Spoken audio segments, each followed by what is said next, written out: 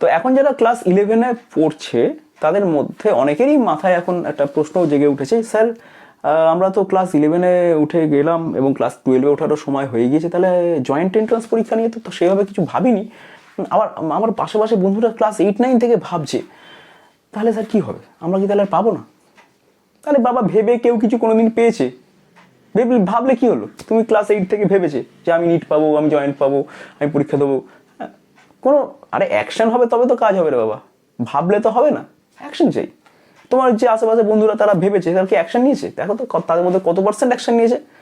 দেখবে 100 জন যদি ভেবে থাকে, 100 জন যদি ভেবে থাকে, তার মধ্যে 2-3 জন অ্যাকশন নিয়েছে। রিয়েলি সত্যি ঘটনা বোঝা, 100 জন ভাবলে 2-3 জন সেটার জন্য অ্যাকশন নেয়, আর বাকি 99-98 জন ভেবেই যায়। ওকে, তাহলে সেই 2-3 জনের সাথে তোমাদের কম্পিটিশন হচ্ছে। ওকে, সেই 2-3 জনের সাথে তোমাদের কম্পিটিশন হচ্ছে। সেই 2-3 জনের মধ্যে খুবই মেরিটোরিয়াস থাকতে পারে, আবার তোমাদের মধ্যে অ্যাভারেজ স্টুডেন্ট থাকতে পারে, বা আমি কাউকে মেরিটোরিয়াস অ্যাভারেজ বলে মানে ক্লাসিফাই করতে চাইছি না। মেরিটোরিয়াস মানে যারা একটু চট করে বুঝে যায়, তার মানে এই নয় যে তারা জীবনে উন্নতি করে বাকিরা উন্নতি করবে। যারা একটু দেরিতে বোঝে তারাই আমার মতে মনে হয় বেশি উন্নতি করে, যারা দেরিতে বোঝে। কারণ তারা দেরিতে বোঝে, তার কারণ তারা অনেক কিছু জিনিসকে নিয়ে ভাবে মাথার মধ্যে। ওকে, তো দেরিতে বোঝা খারাপ কিছু নয়, দেরিতে বোঝা ভালো জিনিস। দেরিতে যারা বোঝে, একটু সময় লাগছে বুঝতে, তাদের জন্য পজিটিভ জিনিস হচ্ছে তাদের মধ্যে না ব্যাপারটা ও জানে যে আমার বুঝতে একটু দেরি হয়, আমার বুঝতে একটু সময় লাগতে পারে, সেই জন্য সে বোঝার অনেকক্ষণ চেষ্টা করে, যাতে এই চেষ্টাটাই কিন্তু তাকে সঠিক জায়গায় নিয়ে যায়, তাকে আরো বেশি অ্যাকুরেসির দিকে নিয়ে চলে যায়।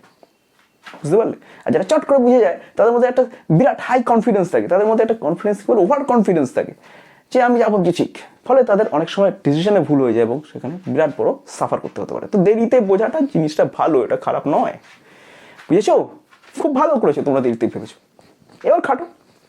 অ্যাকশনের মধ্যে আর ভাবার মধ্যে তো ডিফারেন্স আছে। তোমরা ক্লাস 11-এ এসে মনে হয়েছে যে হ্যাঁ এবার স্যার এই যে মনে হয়েছে, মনে তো হয়েছে রে বাবা, হয়েছে তো, তাহলে শুরু করে দাও খাটাখাটি। ঠিক আছে, ক্লাস 11 থেকেই তো খাটাখাটি শুরু করতে হয়। কীভাবে খাটবে, তাই তো? কীভাবে খাটবে? কিছুই না, তোমাকে একজন পেছনে লাগার লোক চাই যে তোমাকে ক্লাস 11-এর জিনিসগুলো এখন ক্লাস 12-এ উঠে, যারা এখনই তো ক্লাস 12-এ উঠে যাবে, তো ক্লাস 12-এর সিলেবাস অনেকে শুরুও করে দিয়েছো। ঠিক আছে, যারা ক্লাস 12-এর সিলেবাস এখন শুরু করে দিয়েছো তারা কিন্তু 11টাকে আবার রিভিশন করা শুরু করো। পেছনে লাগার লোক থাকলে তো রিভিশন হবেই, আর পেছনে লাগার লোকটা যদি তুমি নিজেই হও, নিজের পেছনে যদি লাগো, হ্যাঁ তাহলে তো ওকে ঠিক আছে হবে। আর অনেকে আছে যে মেরিট আছে, ভালো আছে, সবই আছে, পড়াশোনা ইচ্ছে আছে, কিন্তু পেছনে কেউ বায়াসিং ব্যাটারিটা না লাগালে সে আর কারেন্ট ফ্লো করায় না, ওই আর কি, সেরকম ব্যাপারও অনেকে আছে। তো সেরকম লোকের জন্য তাহলে তোমার একটা মেন্টর চাই বা স্যার চাই, যিনি তোমার পিছনে লেগে তোমাকে তুলে নিয়ে যাবে।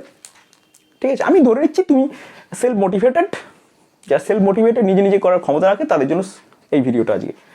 ওকে, যারা পেছনে লাগছে তাদের জন্য নয়। ঠিক আছে, তারা আমি এত হাজার শুনেও তারা ওটাকে অ্যাপ্লাই করবে না, আমি জানি। তবে হ্যাঁ, যারা তোমাদের মধ্যে অনেকেই কমেন্ট করেছো স্যার আমি সেলফ মোটিভেটেড, আমি চাই, আমার মধ্যে ক্ষমতা আছে, আমি জানি, আমি কীভাবে প্রিপারেশন নেবো স্যার, আমি এখন 12-এর একদম উঠবো করছি। যদি 12-এ উঠে গিয়ে থাকো বা 12-এর পড়াশোনা যদি শুরু করে গিয়ে থাকো, তাহলে তোমাকে সপ্তাহে একটা দিন 11-এর বিভিন্ন চ্যাপ্টারে মক টেস্ট দিতে হবে। ওকে, মক টেস্ট মানে সপ্তাহে একদিন। তুমি যে সপ্তাহ পাচ্ছ কি, আমি ধরে নিচ্ছি সোমবার তুমি এখন কি করবে, সোমবার থেকে পড়া শুরু করবে, আর ধরো তুমি পরীক্ষাটা দিচ্ছ স্যাটারডে। ঠিক আছে, আবার স্যাটারডে থেকে শুরু করে আবার সোমবার পর্যন্ত তুমি আবার টাইম পাচ্ছ। ঠিক আছে, তো এরমভাবে তুমি প্রতি স্যাটারডে একটা করে মক টেস্ট রাখো, বা সানডেতেও মক টেস্ট রাখো, মক টেস্ট দেওয়ার চেষ্টা করো।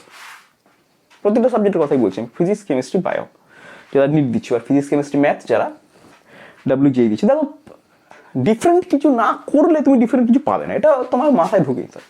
তুমি চাই যেটা ভালো সুন্দর র্যাঙ্ক করে বিশাল বড় একটা চাকরি বাকরি পাবো, বা বিশাল কিছু একটা করবো, হ্যাঁ ভালো কিছু করবো, তাহলে ভালো কিছু মানে ডিফারেন্টলি কিছু হতে চাইছো, তা তুমি ডিফারেন্টলি কিছু হতে চাইছো, তাহলে তোমাকে ডিফারেন্টলি কিছু করতেও হবে। তুমি সকলের মতো অ্যাভারেজ কাজ করে ডিফারেন্ট কিছু হতে পারবে না বাবা। ওকে, তো এই যেটা বলছি সেটা করতে পারলে মানে তুমি অবশ্যই ডিফারেন্ট কিছু হবে। তুমি যতই তোমার মধ্যে মেধা কম থাক, সো কল্ড মেধা বলে কিছু হয় না। ঠিক আছে, আমার মতে হয় না। ওকে, অনেক তীব্র মেধাবী লোকের কিছুই হয়নি, আর অনেক অ্যাভারেজ মেধা সম্পন্ন লোকের বহু কিছু হয়েছে। তো এই যে মেধা, সো কল্ড মেধা, এই ব্যাপারটাকে আমি মানি না খুব একটা মাইনে। মেধা থাকলে বিরাট কিছু হবে, মেধা থাকতে পারে, সব কিছু মেধা মানে কি সব ফটাফট খুব বুঝে যাচ্ছে, আর খুব একটা দেখলে চট করে বুঝে যাচ্ছে, তাতে অনেকের ক্ষতি হয়েছে বেশি, আমার লাইফে দেখেছি। আর এত মেধা, এত সাংঘাতিক, সে যা ফাটাফাট সব হয়ে যাচ্ছে। মানে ক্লাস 10-এ যখন পড়ে তখন এই সিনেমা এটা নিয়ে ওটা নিয়ে, তারপরে তোমার ইরোডপসের প্রবলেম, সব কিছু ফাটাফাট ফাটাফাট বুঝে যাচ্ছে। আরে দি কী হলো, বুঝে টুঝে গেল, ভালো কথা। 11-এ উঠেছে, 11-এ উঠে নিজের টেক্সট বইও আছে, কিন্তু সে বড় বড় বইপত্র রেসনি খ্যারির এইসব নিয়ে মেতে আছে। ভালো বুঝতে পারছি মেয়েরা ভালো মেতে আছে, কিন্তু তারপর কী হলো, সে দেখা যাচ্ছে ভয়ানকভাবে বাংলা ইংরেজিতে ফেল করে গেছে। যা যে টাইপের প্রশ্ন হায়ার সেকেন্ডারিতে, সেই টাইপের প্রশ্ন সে প্র্যাকটিস না করার জন্য সে হায়ার সেকেন্ডারিতে ফিজিক্সের পুরো অ্যান্সারটা দিয়ে আসতে পারেনি। মানে তো থিওরিটিক্যাল দুটো কোশ্চেন জিজ্ঞেস করছে, সেভাবে গুছিয়ে লিখে আসতে পারেনি। এই তো বিপদ অতিরিক্ত মেধাবীদের। ঠিক আছে, মেধা প্লাস খাটনি এবং মেথড দুটোই এখন দরকার। শুধু মেধা দিয়ে হবে না, মেথডও চাই। ওকে, তো আর তুমি যদি মোটামুটি তোমার মধ্যে করার ক্ষমতা থাকে, যদি ইচ্ছা শক্তি প্রবল হয়, তাহলে তুমি আস্তে আস্তে মেধাবী হবে। প্র্যাকটিসে তৈরি হয় সব কিছু, বুঝেছো? প্র্যাকটিসে শুরু। যারা নিজেদেরকে মধ্যমেধার ভাবে, তারা কি করে, তারা জানে এটা আমার ভুল হতে পারে, সেই জন্য বারবার বারবার বারবার বারবার প্র্যাকটিস করতে থাকে, বারবার প্র্যাকটিস করতে থাকে, যেটা তাদের প্রিসিশনের খুব কাছাকাছি নিয়ে যায়। প্রিসিশনের খুব কাছাকাছি নিয়ে যায়। একদিন তারা ফিল করে যে তাদের মধ্যে মেধা অনেকটা রাইজ করে গেছে। ব্রেনের ডেভেলপমেন্ট বারবার এক্সারসাইজের মধ্যে আছে, ব্রেনেরও এক্সারসাইজ দরকার আছে। যাই হোক, আবার ফিরে আসে, কথায় ফিরে আসে। তো Saturday to morn to Saturday, এটা তুমি একটা শিডিউল বানাও যে আমি মক টেস্ট দেবো ক্লাস 11-এর চ্যাপ্টার, ক্লাস 12-এর চ্যাপ্টার চলছে যেমন চলছে চলুক। ক্লাস 11-এর প্রথম ফিজিক্সের জন্য বলছি, প্রথমে ধরো তুমি স্যাটারডেতে ফার্স্ট তুমি কি দিলে, মেকানিক্সের একটা মক টেস্ট দিলে। মেকানিক্সকে ভেঙে নিতে পারো 1D মোশন, 2D মোশন। ওকে, তো 1D 2Dর একটা দিলে, আর পরে ফোর্স পার্টটা যে আছে সেটার উপরে একটা পরের সপ্তাহে সেটা ফোর্সের উপর একটা মক টেস্ট দিলে। 1D 2Dর একটা মক টেস্ট দাও, তারপরের সাথে ফোর্সের উপর একটা মক টেস্ট দাও, তারপরে ফোর্স 1D 2D মিলিয়ে আর একটা মক টেস্ট দাও। ওকে, এখন থেকে শুরু করে দাও মক টেস্ট দাও। মক টেস্ট মানে কি? মক টেস্ট মানে একটা কোশ্চেন থাকবে, সেইগুলো অ্যান্সার করো। কোথা থেকে কোশ্চেন পাবো সেটাও আমি বলে দিচ্ছি। প্রথম তোমরা এক কাজ করো, প্রিভিয়াস ইয়ারের কোশ্চেনগুলোকে সলভ করার চেষ্টা করো। কি কি প্রশ্ন এসছে সেগুলো, মানে আমি বলছি কি, সোম থেকে শনিবার পর্যন্ত তুমি পড়বে, ওটা মক টেস্টটা দেবে, তার প্রিপারেশন চাইতো। সেই প্রিপারেশনটা কি হবে? সেই প্রিপারেশনটা হচ্ছে কিছুই না, সেই প্রিপারেশনটা হচ্ছে সোম থেকে শনিবার প্রিভিয়াস ইয়ারে তোমাদের WBJEE বলো, নিট বলো, যেই মেন বলো, কি কি প্রশ্ন এখান থেকে জাস্ট সেগুলোই রিভিশন করো, সেইগুলোই পড়ো, সেগুলো আর বাইরে যেওই না তুমি, ওইগুলি করো, ওইগুলো সলভ করার চেষ্টা করো। তুমি পারছো কিনা দেখো, বা সলভটা কি করে হচ্ছে চেষ্টা করো, বারবার করতে একটা দিন সরবরাহ হয়ে যাবে। তো সোম থেকে শনি ওই করে শনিবার দিন একটা মক টেস্ট তুমি দিয়ে দিলে, কিসের উপরে? মেকানিক্সের পার্টের উপরে। বা মেকানিক্সের পার্টের মক টেস্ট তুমি কি দেবে? কিছু না, তোমার কাছে নিশ্চয়ই কোনো প্র্যাকটিস সেট আছে, আরিয়ান হোক, তোমার কি বলে দীনেশ হোক, প্রদীপ হোক, তারপরে তোমার সেঙ্গেজ হোক, যাই হোক, কিছু একটা দিতে আছে। সেইখানকার বইয়েতে দেখবে শেষের দিকে একটা এক্সারসাইজ থাকে, সেই এক্সারসাইজের 10টা করে সিলেক্ট করে নিয়ে পুরো 1D 2D প্রথম 10টা করে সিলেক্ট করে নিয়ে প্রথম 10টা আমি পরীক্ষা দেবো। পরে প্রথম 10টা করতে বসে গেলে নিজে, যার কিছু টিচার নেই বা মেন্টার নেই তাদের জন্য বলছি আমি, আর যারা আছে তারা তো টিচারই তোমাকে নিয়ে যাবে সেইভাবে। ওকে, তো এইভাবে প্র্যাকটিস করা শুরু করে দাও। প্রথম সপ্তাহে করে দাও মেকানিক্সে দুটো ভাগ করে দিতে পারো, বা মেকানিক্স যদি পুরোটা করতে পারো তাহলে পুরোটাই করো। বারবার পরীক্ষা দাও, 2-3 বার মেকানিক্সে পরীক্ষা দিয়ে মেকানিক্সটা অফ করে দাও। তারপরে 2-3 সপ্তাহ পর 2-3 সপ্তাহ ধরে 2-3 বার তুমি মেকানিক্সের মক টেস্ট দিয়ে দিয়েছো। তারপরে কি, তারপরের সপ্তাহে তুমি ধরো তার পরের পার্টটা, ক্লাস 11-এর পরের পার্ট, মেকানিক্সের পরের পার্টে তুমি থার্মাল ফিজিক্স ধরতে পারো, কাইনেটিক থিওরি অফ গ্যাস এবং থার্মোডাইনামিক্স এই পার্টটা ধরে ওটাকে 3 সপ্তাহ ধরে পড়ো, পরে ওটাকে সরগড় করে নাও। কী করছো না, প্রিভিয়াস ইয়ারের জয়েন্টের কোশ্চেনই খালি সলভ করছো, আর কিছু করতে বলছি না আমি।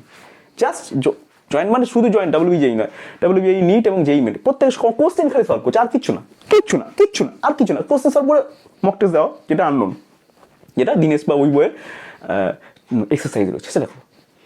এইভাবে পরপর এগোতে থাকো। তারপর ফিজিক্স হয়ে গেল, তারপর সাউন্ডে চলে আসো। 11-এ সাউন্ড কি আর আছে, 11-এ মেকানিক্স আছে, তারপর হাইড্রোস্ট্যাটিক্স আছে, তোমার সাউন্ড আছে, হিট আছে, এই তো আছে। সেগুলো পরপর দিতে থাকো। 1 মাস 2 মাস পর দেখবে মোটামুটি 11-এ অনেকটা রিভিশন হয়ে গেছে। আর পাশাপাশি তোমার 11 আর 12-এরও রিভিশন চলছে। তাই না?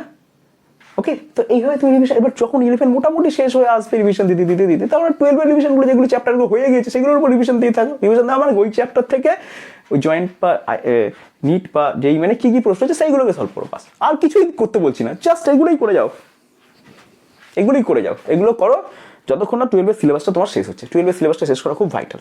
তাড়াতাড়ি সিলেবাস হয়ে গেল, 12 সিলেবাস যখন তাড়াতাড়ি শেষ হয়ে গেল তখন মোটামুটি দেখছো তোমার 11ও রিভিশন হয়ে গেছে অনেকখানি। 11ও তুমি কিছু ভুলে যাওনি। 11 ভুলে যাওয়াটাই হচ্ছে প্রধান বিষয়। 11 ব্যাপারগুলো ভুলে যায় বলে ছাত্রদেরকে 11টা হার হিম করা কঠিন প্রশ্ন বলে মনে হয়, আর কিছু না। জাস্ট ভুলে যাওয়া এবং কম প্র্যাকটিসের জন্য।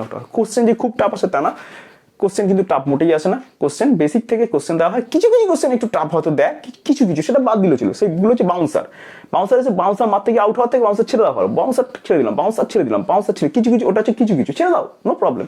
বাকি সব তো তোমার আসবে, বাকি সব গুড লেন্থে কিছু বল আসবে, ঠিক আছে, যেগুলো হাফ বলই আসবে, কিছু আসবে, সেই বলগুলো তুমি খেলবে, তাই না? খেলার বলগুলোকে বুঝতে হবে তো কোনটা বাউন্সার কোনটা খেলার বল, সেটা বোঝার জন্য তোমার কিন্তু ওই প্র্যাকটিসের দরকার আছে, যার কথা বলছি আমি। ওকে, তো এইভাবে ফুল রিভিশন করতে থাকো।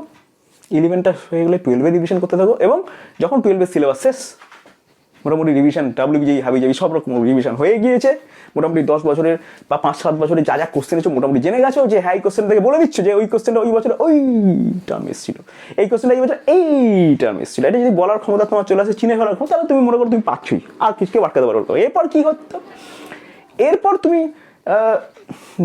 বিভিন্ন অ্যাপ আছে, যেমন এনটিএ এর অ্যাপ বার করেছে এনটিএ, সেখানে একদম মক টেস্টের সুন্দর সুন্দর প্রশ্ন দেওয়া থাকে। এনটিএ নিটের জন্য তুমি বিভিন্ন মক টেস্টের অ্যাপ ইউজ করো না ফোনে, যদি কেউ না থাকে তাহলে অ্যাপগুলো থেকে তুমি মক টেস্ট দিতে থাকো। বই কিনতে পাওয়া যায় মক টেস্টের, তুমি বই কেনো, সেই বই থেকে মক টেস্টগুলো দাও। এবার আর প্রিভিয়াস ইয়ার তো হয়ে গিয়েছে, এবার ওই মক টেস্টগুলো দিতে দিতে দেখবে ওইখানেও তুমি সেই প্রিভিয়াস ইয়ারের কোশ্চেনগুলো কোথাও না কোথাও ঘুরে ঘুরে পাচ্ছ, ঠিক আছে? তাহলে মানে ফুল তোমার প্রিপারেশন, কংক্রিট প্রিপারেশন হয়ে গেছে। এবার তুমি ক্র্যাক করবেই করবে, যে কোনো এক্সাম ক্র্যাক করবে। তো এইভাবে এখন পড়াতে স্টার্ট করে দাও। ওকে, আবার দেখা হচ্ছে পরের ভিডিওতে।